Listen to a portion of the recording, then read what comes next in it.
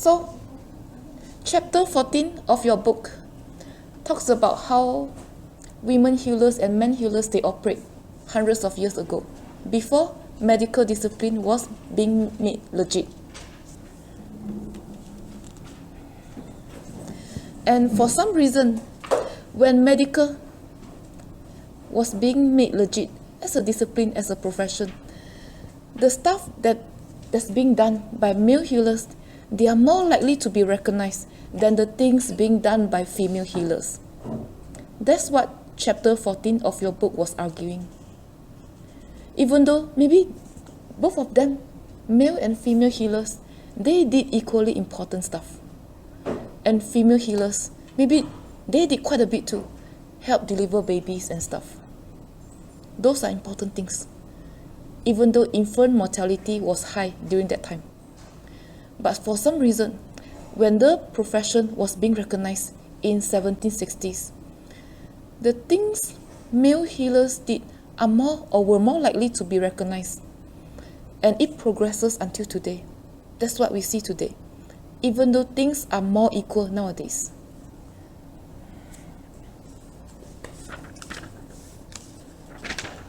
So I think we stop at page 239, right?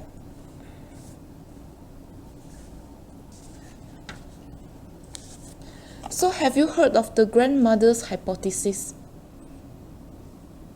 No, never. I think it applies to many cultures.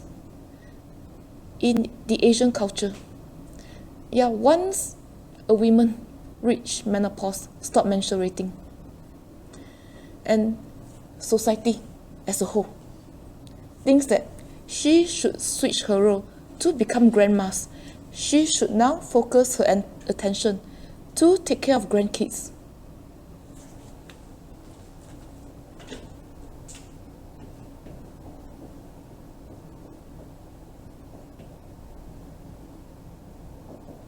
You have not heard of this?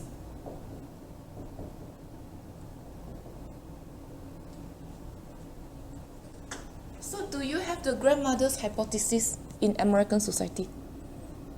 In your great-great-great-great-grandparents' days? Not now. Maybe not so much now, in most societies.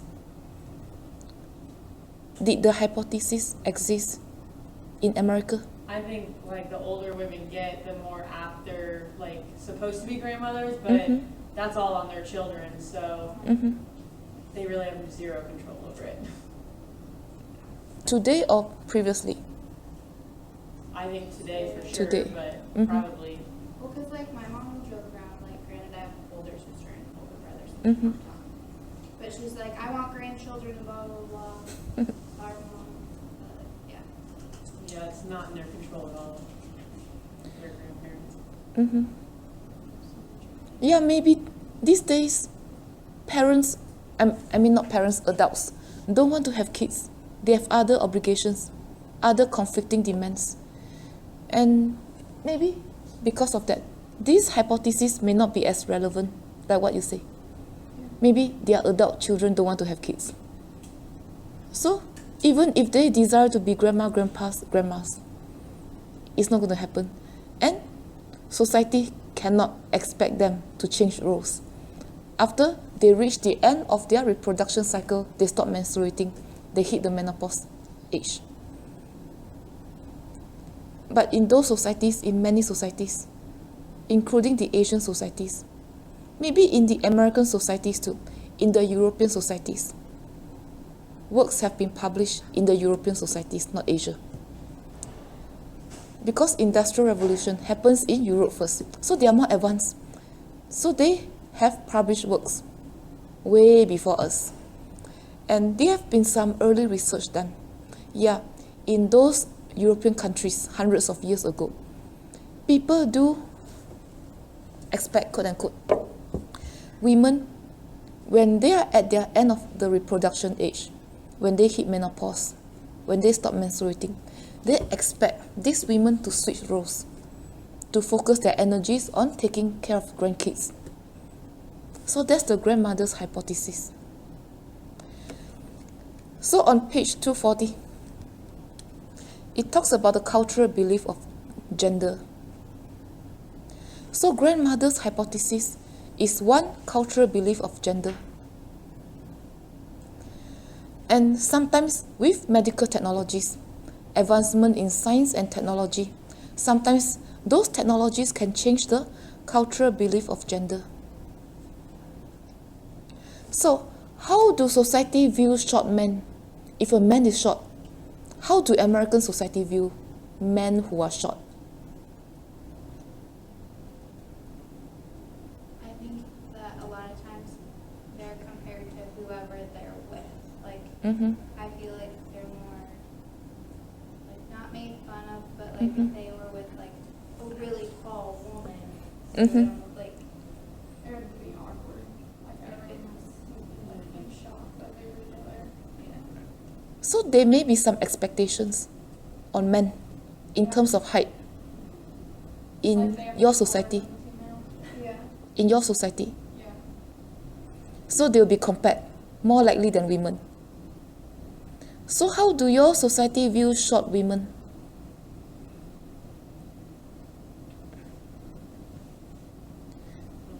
They are okay. They don't care. They have less expectations than men. I think it's true in most societies. So, as you can see, sometimes the process of medicalization, they affects the two sexes differently. And we know, we use the term gender and sex interchangeably. But if you Google or you look in the dictionary, their meanings differ. Sex is more biology, our genes, our genitalia, our hormones. And gender is more cultural, the cultural definitions of a group of people. We call that gender. So one can be a sex and identify oneself as another gender. But sex is fixed. So medicalization affects the two sexes differently because the physical anatomy, biological makeup of the two sexes are different, men and women.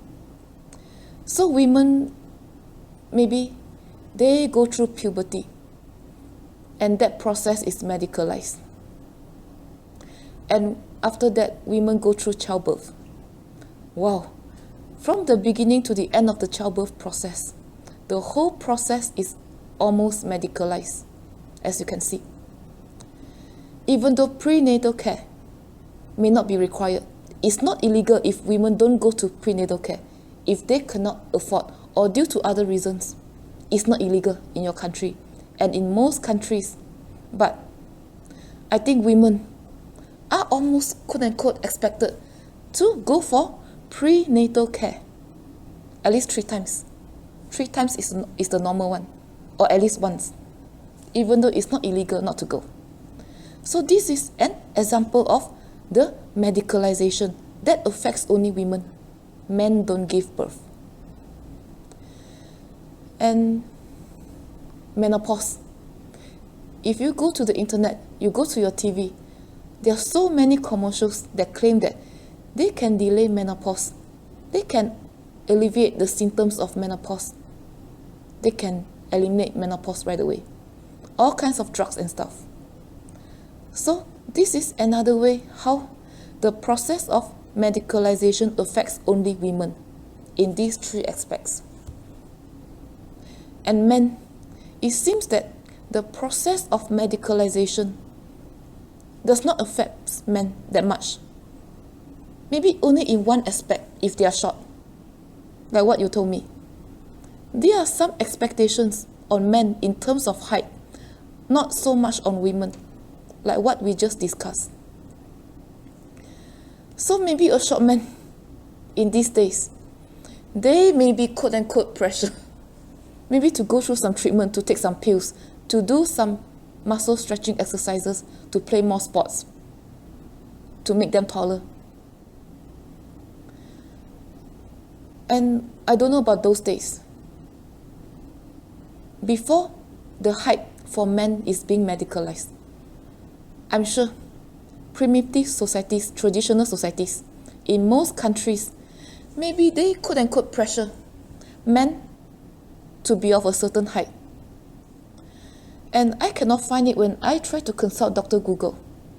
I don't know what people in those societies, our great-great-great-great-grandparents' days, what do they do directly or indirectly to pressure or make men get taller? I don't know what they did. Do you know? They did some funny things, I'm sure. Maybe they had some traditional drugs and they pressure the boys or the men to go get it, to seek some healers, some doctors privately. In those days, it was a private matter. But now, with the process of medicalization, wow, you see ads everywhere. If you Google the word how to grow tall, have you tried that? Or you did something more interesting? I know. Well, you find all kinds of things, and sometimes there are some sites, sometimes they are operated by business commercials that say there are ways to get taller overnight. So this is partly due to the process of medicalization. You don't see that hundreds of years ago. I'm sure people in those days, they pressure their boys or men to be of a certain height, and maybe they pressured them to do certain things to reach that height, I'm sure. So it seems that the process of medicalization only affects men in one aspect, maybe their height, but I could be wrong.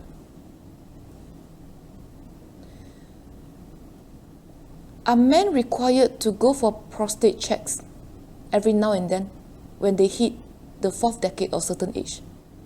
Maybe not. I don't. Required, but you're supposed to. They are supposed to. It's not illegal if they don't. So, do the American society put pressure on men for prostate checks? There's like commercials and stuff. I would say so, I with think- like the rise of prostate cancer. Yeah, I think it's kind of like pushed. So the pressure happens through commercials, only commercials, not other means, not other avenues. Well, like doctors, I'm sure, tell them Doctors. to get it checked. They like Mm-hmm. Yeah. Flyers, push posters. advertising. Mm-hmm. So maybe to a lesser extent, the process of medicalization affects men in that regard, prostate checkups. But it seems that the process of medicalization affects women more, according to page 240. I would agree, I don't know. What do you think? Yeah. Mm-hmm. Yeah, men, if you don't go for prostate checks or other checks, and it seems nobody bother. And women, I think especially, I would not say married women, women who have partners or have babies, I think they've been to the doctors at least once in their lifetime when they give birth to a kid, a child. I think they've been to the doctor at least once for women. But for men, sometimes, maybe they may not have been to a doctor for a long, long time. Maybe since they hit adulthood, their parents stopped pushing them. They are on their own. They are free to decide. Maybe men have not gone through a doctor almost for their entire life. Maybe when they were kids, parents pushed them to go to dentists or doctors. Because men don't give birth. But women, especially if they desire to have a kid, to be a mom, whether they are married or not, I think they will have gone to a doctor at least once. And which is good, we all know that. Because if you go through childbirth, maybe when doctors, medical professionals, nurses, they did certain procedures to deliver the baby, sometimes they find other issues, problems, and they fix it right there. And partly because of that, maybe women have a longer life. And because of that, as you can see, now more and more aspects of the women's life are being medicalized from puberty until menopause. And sometimes, maybe activists especially feminists, they don't like that. They don't think it's fair. So they start to fight for certain things. Because of that, nowadays you see people revert back to what? Home delivery. Have you heard of that? Home delivery. Sometimes they get the midwives with experience or a lay person to do the delivery. Because sometimes women feel that the medical setting, the hospitals, wow, are scrutinizing more and more aspects of their life. They lose their privacy. So some prefer home birth. The same for preconception sometimes. Preconception care.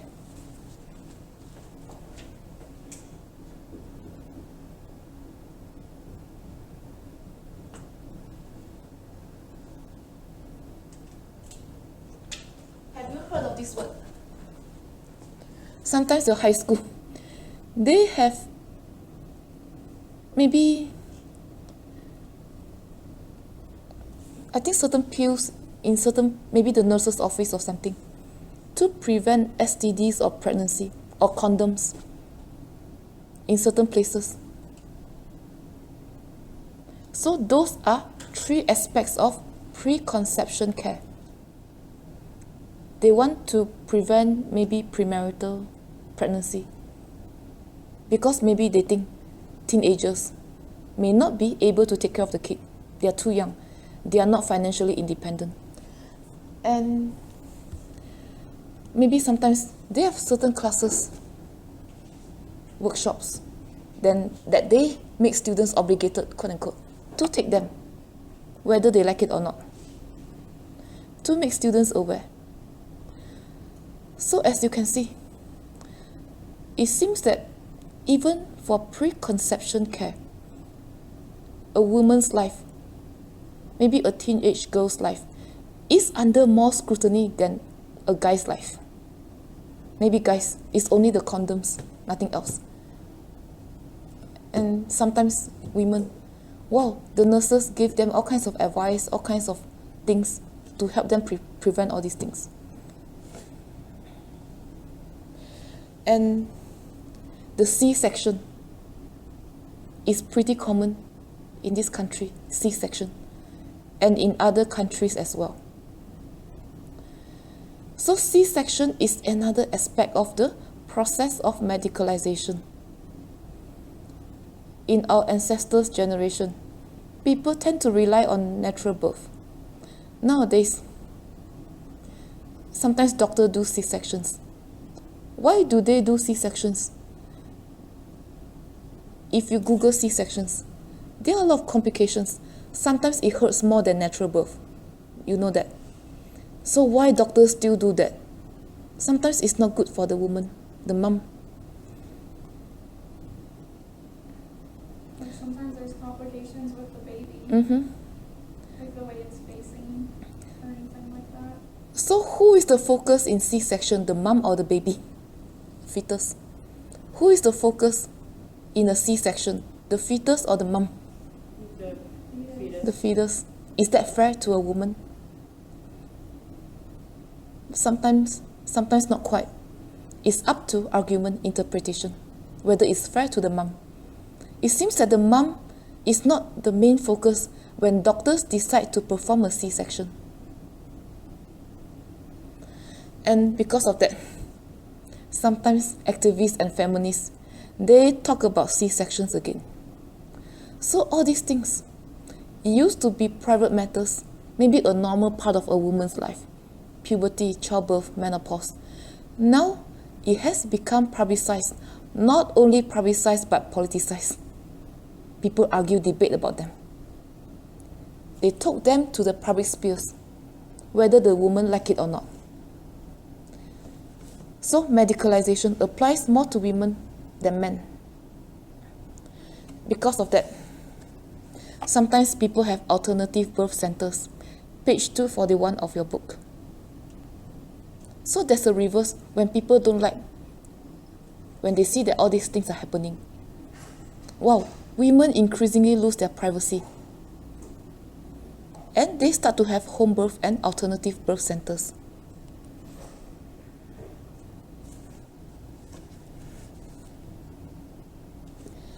And somewhere on page 241, it says that women are passive victims for drug companies when they try to market their products.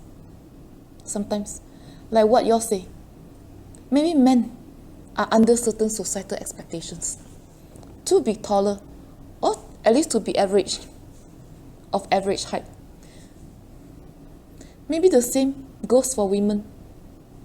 Maybe they are under the same kind of pressure in a different way as men. Maybe to buy certain products, to fit certain societal demands. And prior to that, all these things used to be private matters, whether you want to fix it or not. If you want to suffer through PMS, that's your call. But now it seems, yeah, we are under pressure to fix certain things that used to be natural part of us, natural part of our physical. And what's the biggest New Year's resolution for Americans, do you know? What's the lose weight? Wow, you read ahead of time. It's in your textbook, page 241. Dieting, exercising, weight loss. The main New Year resolution for Americans and for people in other countries, yeah, is to lose weight. And that aspect of life has been medicalized too for men and women. If you go to the internet, to the TV, you see all kinds of products, all kinds of commercials that says their drugs, their therapies, their procedures are efficient, effective.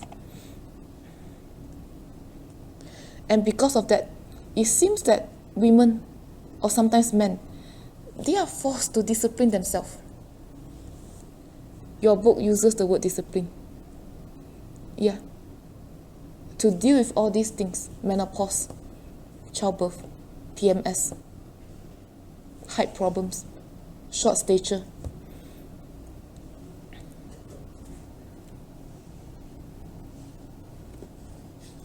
So, any questions about how the process of medicalization affects the two genders or the two sexes differently?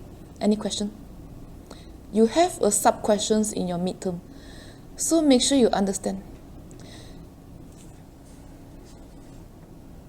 And the process of medicalization, they change the cultural beliefs about gender.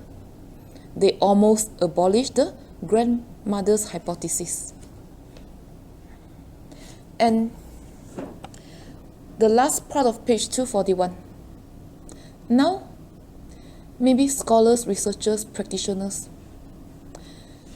they look at gender in a different way.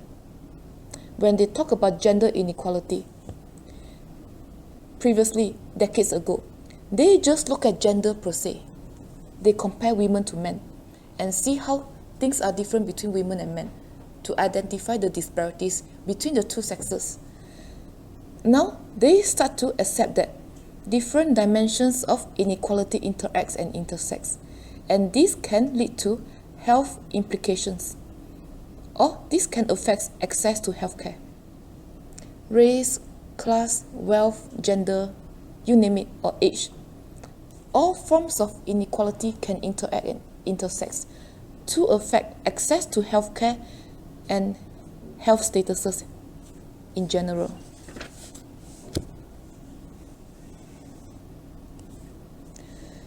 And if you flip to page 242,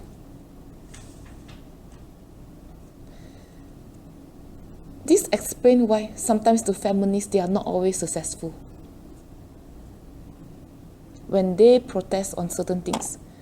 Maybe it's only successful among Caucasian women, because minority women, according to your book, sometimes they have different priorities, different perspective and interests. And I think I could be wrong. I think most members of the feminist groups, I think they are Caucasians. So maybe it's more challenging for them to reach out to minorities, women. And sometimes women from different racial groups, women from different age groups. Maybe sometimes they go through healthcare in different ways. Some go through PMS, some go through menopause, and some go through childbirth. And people from different socio-economic backgrounds, I mean women, they go through childbirth differently. Women from low socio-economic statuses or backgrounds, they may not afford preterm or prenatal checkups, and they may do it once or twice, not thrice. And because of that, when they give birth, doctors may find other complications. Women from higher socioeconomic statuses, if they go through the trimester prenatal checks, doctors may identify certain things and prevent that.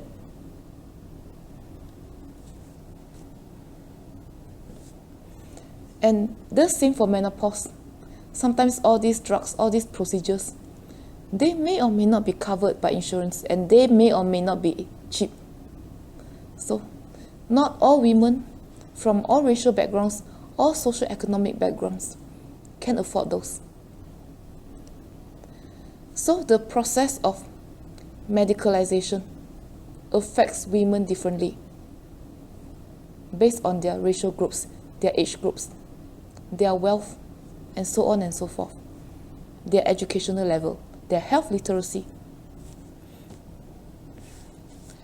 And are rich people always healthier? No, why not? You're right, no. Rich people are not always healthier. Why not? Well, like, in certain diseases, it doesn't matter who you are. It picks on anyone, like cancer. So you could be the richest person in the world and still be very sick. And sometimes, those procedures, those drugs they market, sometimes you don't know how they did their lab tests. You don't know how research was being done in the companies in those laboratories. How they collect the samples to do the drug test. Do they collect samples only on a certain group of women? Or all women? We don't know. We just talk about it. Women from different racial groups, different income groups, different educational levels, sometimes have different health statuses. And if they drug test their products on only a certain women with certain characteristics, then their drugs may not be effective when they sell on the market on all women. And sometimes when the general women population, when they consume those drugs, they develop certain symptoms, complications, and they sue the company. And you're right, rich people may not be healthier, men and women. Because who are more able to afford those drugs? Wealthier people, men and women. And like what we just discussed, when we don't know how the drug test was being done. Sometimes, not because the way they collect their samples to do research on. Maybe sometimes their bottom line is profit, those companies, drug companies. And maybe certain ingredients in those drugs, they may not be very beneficial. They may have detrimental effects on people. And rich people are more able to afford those drugs. They may think, oh, this can prolong menopause, I'm going to buy them. Oh, this can prevent prostate cancer. This can increase prostate health, I'm going to use them. This can increase my height overnight, I'm going to buy them. And they may develop complications, which makes their health more severe than the poor people who cannot afford those drugs. So you're right, rich people may not necessarily be healthier. And page 242. Birth control is another area that's being medicalized.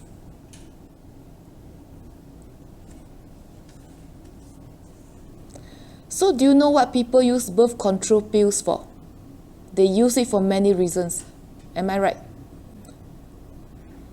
Sometimes they use it to make their skin look smoother, better. All kinds of reasons. Or sometimes they use birth control pills to alleviate PMS symptoms. And it seems that, it has become the general practice.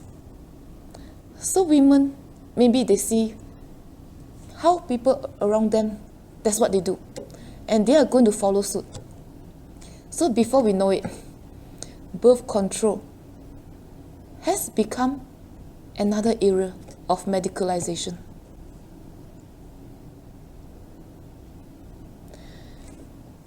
And when all this happens, sometimes the control of women's life. Usually women make decisions in all these things, from puberty, childbirth to menopause. Before the process of medicalization, or before medicalization becomes so intense, women had more control over their lives, over their bodies. It's not so much the case these days, as we can see. And now the control has shifted to doctors, or maybe eugenics, for men and women. Voluntary euthanasia. You heard of the word assisted suicide.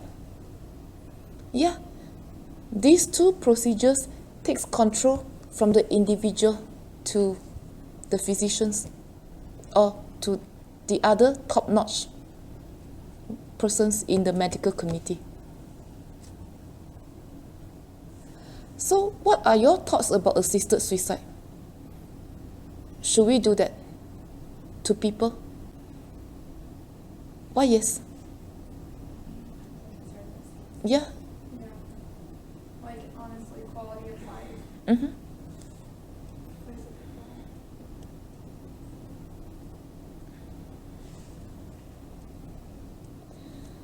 Yeah, it depends. And sometimes, maybe the person is in a state of vegetation. He or she cannot decide for himself or herself. And sometimes doctors have to come in and decide. So what about C-section? Is that ethical? It's the same thing as assisted suicide. Is C-section ethical?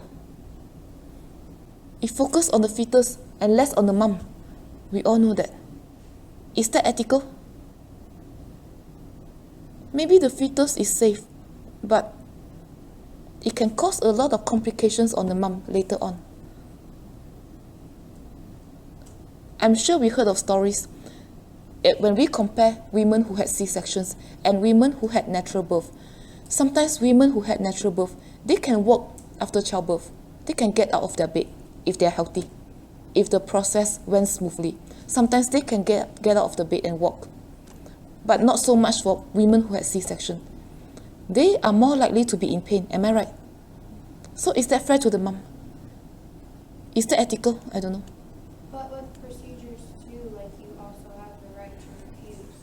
Like they might push the C-section, but ultimately they'll tell you the consequences, like your baby might die, like if you don't do this, but you also have the right to say, no, I don't want it. Okay. So C-section may not be completely medicalized. Women still have some control, the mom. And we all know a doctor's job is high liability. If you do it, you're damned. If you don't do it, you're damned sometimes. If you hurt the fetus, you get sued. If you hurt the mom, sometimes you get sued too. Yeah, so with the process of medicalization, sometimes it affects a lot of people, sometimes in a negative ways.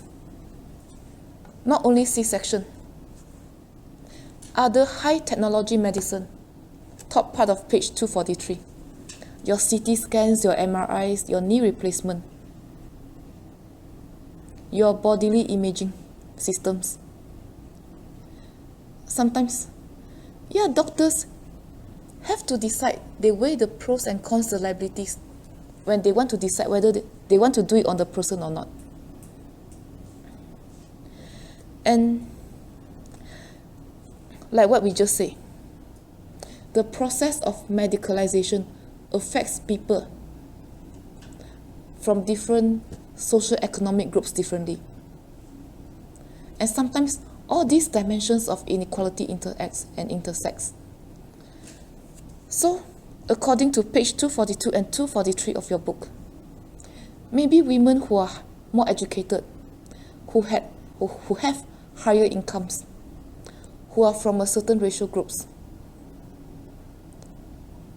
maybe they had access to healthcare earlier on, and maybe sometimes all these high technology medicines can be prevented.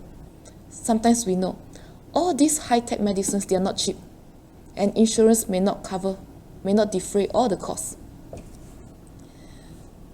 So sometimes all these poor women or men, sometimes when they don't have access to the necessary care early on, when they needed it, they don't have access due to one reason or another. And later on, when their conditions become worse, progressively worse over time, they may have to resort to high-tech medicines. And they are going to suffer more financially. It's going to burn a bigger hole in their pockets. And this can contribute to health and other kinds of inequality. So, like what your book says, different types of inequality interacts and intersects. And apparently, forced sterilization was enforced on women of certain characteristics in your history, apparently. Maybe in other countries too. So this is another area how inequality in health matters are manifested among women and sometimes men. And sometimes it's based on the notion of evolution, we all know, survival of the fittest. So women who are deemed unfit, maybe they are forced to go through forced sterilization in your country, in your history, and in some other countries where resources are limited. They don't have enough resources to feed all the people. So they will decide, usually policymakers, they will decide who are the fittest and who are the unfit. And they will force, quote unquote, certain medical procedures on those unfit ones, too bad. So as you can see, sometimes health conditions, different health conditions are socially constructed. Sometimes it depends on the policymakers. Sometimes it depends on the economists, politicians, government, how they view a certain conditions. If the government is more pro-life, maybe they change their health policy, and maybe Planned Parenthood have to close down, who knows. If the government is more pro-choice, they may force some of the taxpayers' money into Planned Parenthood.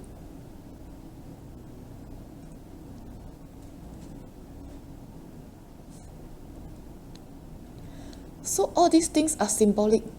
All these conditions, abortion.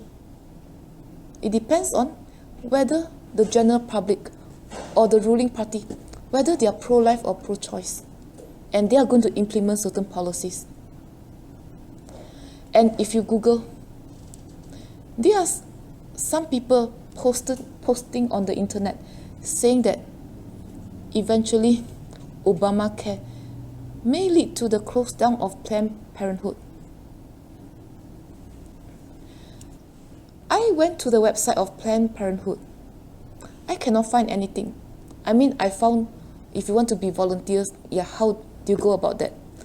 And I found they talk about different procedures, different services they offer in depth, in details. But I cannot find, just by searching on Google or on Planned Parenthood, the website, who are more likely to use Planned Parenthood, do you know? What kind of women are more likely to use Planned Parenthood? Besides the fact that they are pro-choice. Are poor women more likely to use their service Or are rich women more likely to use their service? I'm not sure. I cannot find it on the internet. Who are more likely to use Planned Parenthood? Do you know? I cannot find it on the internet. I don't know. If you take a wild guess, who would that be? Probably more women. Because it's a non-profit. Yeah. Yeah. And they, may not have access to preconception health earlier on, to maybe certain pills or certain precautionary measures earlier on. So that's my educated guess too. Maybe poor women, they are more likely to use those services. So it depends on how the government, policymakers, how they define abortion, the situation. Whether they are more pro-life or pro-choice. So everything is symbolic, according to page 243 of your book. The same for caregiver burden. We talked about that during the first day of class. In some medical dictionaries of some cultures, there's no such thing as caregiver burdens. If the culture review older person, if older individuals are more respected in those cultures, they may not be a caregiver burden in those societies. Not the word. And caregiver burden is another aspect of the process of medicalization. Because of the process of medicalization, now this phenomenon gets attention in the public. Usually people go through that in their private lives. People, maybe some people, or most of us, when we hit a certain age, maybe we experience caregiver burden privately. In our great-great-great-great-grandparents' days, they experience caregiver burdens too. And in some societies where elderlies are respected, more revered, I'm sure they experience caregiver burdens too. They don't deem that as a medical term, and because of that, maybe there are no support groups, and there are no help from the medical community to help caregivers alleviate their stress.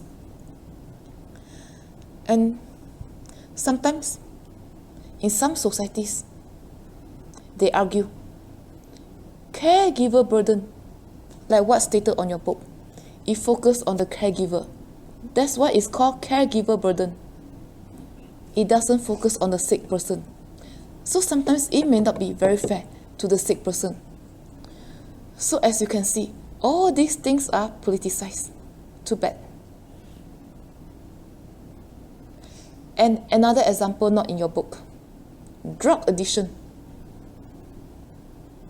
If you have a stable job, permanent full-time job, you have insurance. Drug addiction is defined not by you, by policymakers, by government, as a disease. You can go check yourself in the rehab, get treatment, covered maybe partly by your insurance or fully, good for you. If you don't have insurance, you don't have the resources, too bad for you. Addiction is considered a crime. So this is another manifestation of the social construction of illness or the social construction of health. If you view addiction as a form of illness, substance abuse, if we view that as a form of illness, sometimes it depends on our socio-economic status. If you can afford it, it's an illness, you check yourself in. Problem solved, hopefully. If you cannot afford it, too bad. It's considered a crime. If you get caught, there are ramifications. Too bad. So a lot of things, as we can see, are socially defined. So anything else about chapter 14?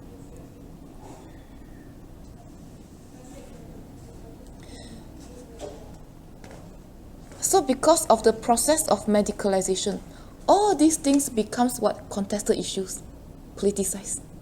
So that's the last thing I'm going to mention. And now go to page 15.